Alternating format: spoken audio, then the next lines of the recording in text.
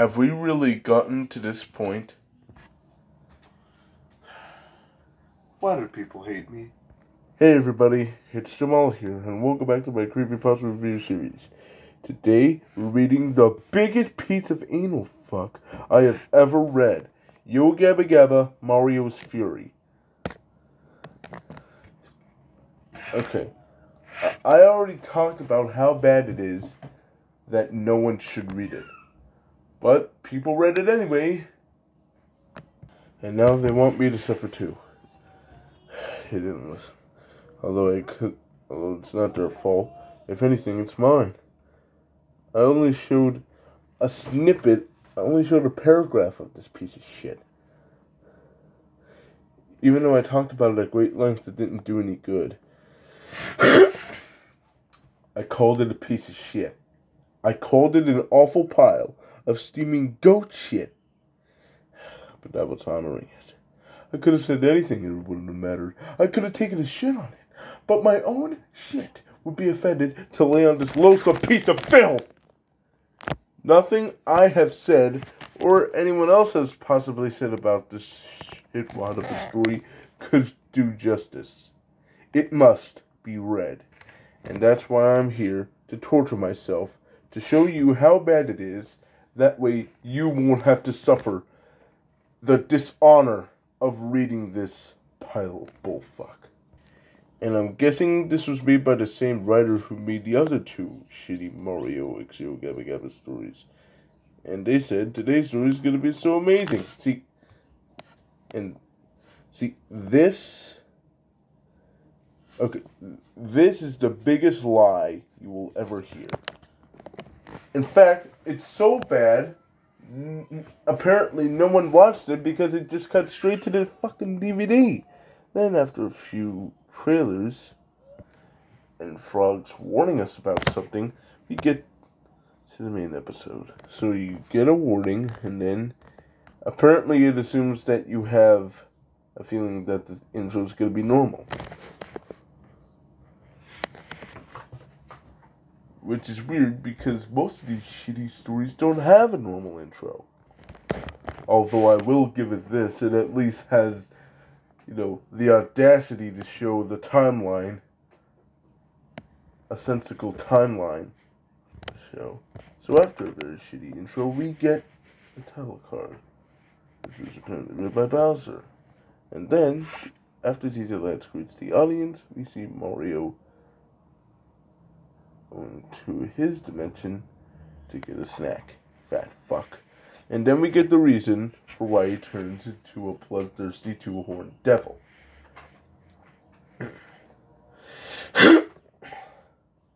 Because there was no food in the fridge. This is the reason why he decided to kill everyone.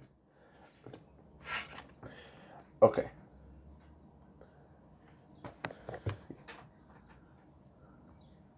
Okay. I don't care. Okay, now look. I understand.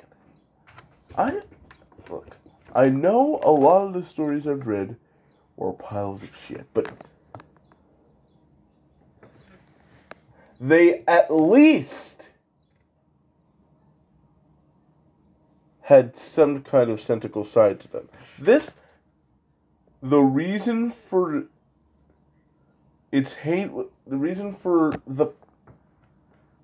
why Mario killed everyone is because there's no food in the fridge? Well, how about you get off your own fat ass and go to the store, you fat fuck? In fact, it's so bad that he turns into a blood-raging monster and kills DJ Lance. What is it with this fandom? What are they, fucking racist or something? How are you going to portray my boy DJ Lance in a useless light? He has the powers of a god. If I were to write this story, DJ Lance would be Mario's ass. How are you going to portray him as a damsel in distress, So after he kills DJ Lance, again, I'm still questioning whether this fandom is racist or something. He then goes on to kill the gang and shows them why. Because there was no food in the fridge. And rather than just call him out on his stupid reasoning, or threaten to call the cops like they usually do, they actually run away. And at one point, Cartoon Cat comes out. Okay, if there was going to be, a gang of killers, they could have at least acknowledged Luigi. I mean, where's Luigi? This is a Mario. The story has Mario's name in it. So Luigi should be here. How are you going? Okay, look, I know Luigi does not get that much respect, but the fact that you did not include him in this story must mean something. And then DJ Hollyboot. Who the fuck is that? Who the fuck? Okay. Comment down below if any of you have heard of a DJ Hollyboot, because I know I sure don't. Okay, so after they kill everyone, they then threaten to kill the audience. Then we get a bunch of logos, and that's the end of that. Holy shit. This story sucked ass. Okay. My mind can't even... I can't do it. I could go on for another hour reviewing this story, and it would still not make a difference. It's an unreviewable story. See, I can't even say anything. That's how bad it is. I think this story actually gave me AIDS. This story probably gave me AIDS. That's how bad it is. It probably gave me AIDS and cancer and all the diseases at the same time. That's how bad it was. Okay. Remember when the angry video game nerd reviewed Dr. Jekyll and Mr. Hyde the game?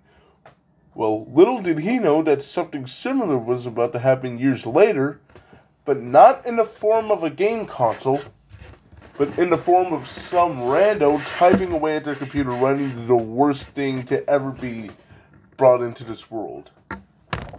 Awful writing, dreadful dialogue, unspeakable reasoning for why the villain did what they did, anger-inducing plot twists, useless characters, all mixed up together and calculated just right. Now that is a horrible concoction.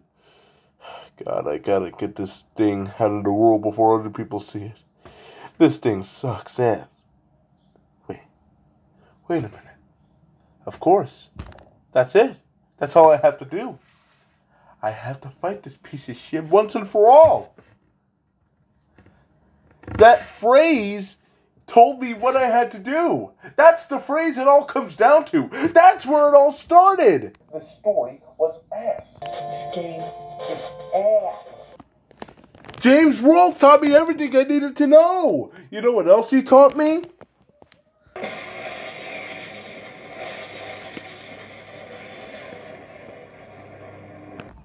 This is one of the worst stories I've ever read in my entire life. If you even count it as a story. And to think, it says, today's story is going to be so amazing. What a load of horse shit. I'd rather lick the asshole of a roadkill skunk than read the story. And I'm not revisiting it either. It's my last time. I'd rather have a buffalo take a diarrhea dump in my ear than read this story ever again. But what do you think? Tell me what you think about this piece of shit down in the comments below. Make sure to like and subscribe. Tell me what stories I should review next. Thanks for watching, and I'll see you later.